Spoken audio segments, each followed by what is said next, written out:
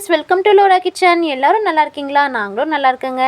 பூஜை சாமானம் இப்படி பளபளன்னு மின்னணுங்களா? வாங்க, நான் எப்படி இதை பளபளன்னு ஆக்கணும்னு உங்கள்கிட்ட காட்டுறேன். தேவையான பொருளை கலக்கிறதுக்கு ஒரு தட்டு எடுத்துக்கலாங்க. அதில் கல்லுப்பு சேர்த்திக்கலாம், மஞ்சள் தூள் சேர்த்திக்கலாம், எலுமிச்சைப்பழ சாறு சேர்த்திக்கலாம். எலுமிச்சைப்பழ சாறு சேர்த்திட்டு இதில் புளிச்ச தயிர் இருக்குங்க கொஞ்சம், அதையும் சேர்த்திக்கலாம். சேர்த்திட்டு எல்லாத்தையும் நல்லா கலந்து விட்டுக்கலாம். கலந்து விட்டுட்டு நாலுமே நல்லா மிக்ஸ் ஆகிற அளவுக்கு கலந்து விட்டுருவோம். கலந்து விட்டுட்டு இந்த கலவையை தான் நாம் தீபத்தில் அப்புறம் பூஜை பொருளில் எல்லாத்துலேயுமே நாம் தேய்ச்சி ஒரு 5 to 10 மினிட்ஸ் ரெஸ்ட்டு கொடுக்க போகிறோங்க. காமாட்சி விளக்கில் நான் தேய்க்கிறேன் பாருங்கள். இது பாருங்கள் எவ்வளோ பச்சை பசேல்னு உங்களுக்கு கருகருன்னு இருக்குது. இது வந்துட்டு இப்போ உங்களுக்கு நம்ம தேய்ச்சி முடிச்சோன்னா பளபளன்னு இருக்கும். எப்படி பண்ணுறேன்னு காட்டுறேன் வாங்க. பாருங்கள், அடுத்த காமாட்சி விளக்குலையும் நான் எடுத்து இது ஃபுல்லாக அப்ளை பண்ணி விட்டுக்கிறேன். ரெஸ்ட் விட்டுட்டு ஒவ்வொரு பொருளையும் இதே மாதிரி நம்ம தேய்ச்சி எடுத்து வச்சுக்கலாங்க. எடுத்து வச்சதுக்கப்புறம் நம்ம எலுமிச்சைப்பழம் புழிஞ்சு வச்சுருக்கோம் இல்லைங்களா, இந்த எலுமிச்சைப்பழ சக்கை இருக்கும், அந்த சக்கையை எடுத்துகிட்டு அதிலையே இந்த விளக்கை நல்லா தேய்ச்சி விடுவோங்க. நல்லா தேய்ச்சி எடுக்கும்போது உங்களுக்கு நல்லா பளபளன்னு கிடைக்குங்க. முதல்ல நாம் எலுமிச்சைப்பழத்தில் தோலை வச்சு நல்லா தேய்ச்சிக்குவோம். தேய்ச்சிட்டு அதுக்கப்புறம் ஸ்பாஞ்ச் வச்சு தேய்ச்சிக்குவோம். தேய்ச்சி முடிச்சுட்டு பீதாம்பரி பவுடர் தெரியும் இல்லைங்களா, தீபம் பூஜை பொருள் விளக்கிறதுக்குனே விற்பாங்க கடையில். அந்த பீதாம்பரி பவுடரு நம்ம பூஜைக்குன்னு தனியாக ஒரு ஸ்க்ரப் வச்சுருக்கோங்க. அந்த ஸ்க்ரப்பில் பாருங்கள் போட்டுக்கிட்டேன். அது போட்டு நல்லா தேய்ச்சி விடுறேங்க.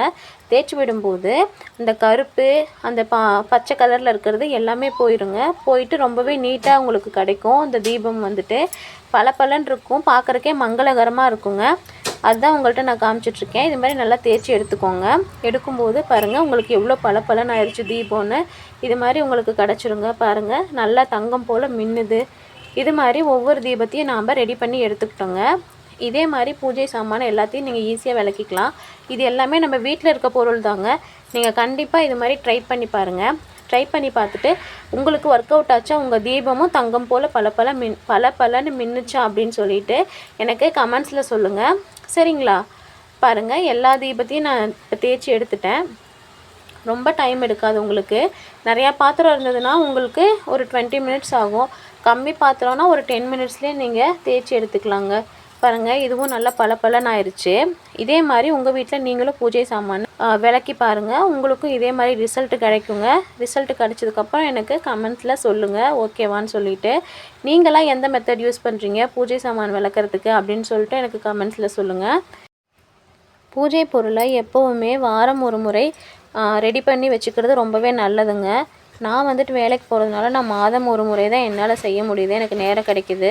ஏன்னா நம்ம பூஜை பொருளில் விளக்கி எடுக்கும்போது அதுக்கு நாமளும் சுத்தமாக இருக்கணும், நம்ம வீடும் சுத்தமாக இருக்கணும் இல்லைங்களா. அதனால தான் இது வந்துட்டு பாருங்கள் தீபம் வைக்கிற மனை தான். அதுவும் நான் நல்லா தேய்ச்சி எடுத்துட்டேங்க. பாருங்கள் பூஜை பொருள்லாம் எவ்வளோ பளபளன்னு நமக்கு ரெடி ஆயிடுச்சுன்னு. நீங்களும் இதே மெத்தடில் உங்கள் வீட்டில் பூஜை சாமானை தேய்ச்சி இதே மாதிரி கடவுள் அருள் பெறுங்க. தீபம் வச்சு நல்லா மங்களகரமாக லக்ஷ்மிகரமாக நல்லா இருங்க. இந்த வீடியோ பிடிச்சா நம்ம சேனலை சப்ஸ்கிரைப் பண்ணிக்கோங்க, லைக் பண்ணுங்கள், தொடர்ந்து வாட்ச் பண்ணுங்கள். தேங்க்யூ ஃபார் வாட்சிங்.